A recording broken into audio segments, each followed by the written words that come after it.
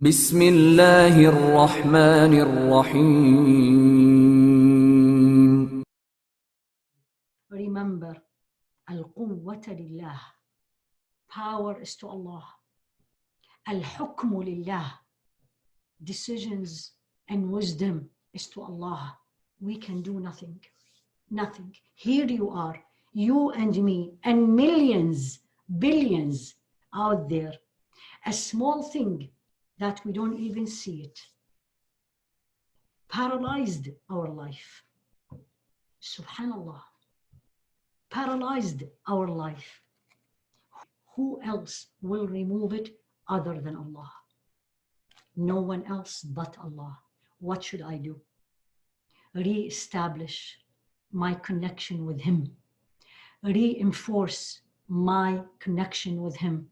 Strengthen my connection with Him. Stay away from anything and everything that will sever this connection, that will weaken this connection, that will push me away from this connection. We are these days helpless. We can't do anything. He's forcing us out of His rahmah to bring us back to Him. Our dua is different now. Our supplication is different. Begging Him is different. Asking Him to protect us is different. And this is not now individual. One person gets sick, one family gets sick. This is global. Subhanallah.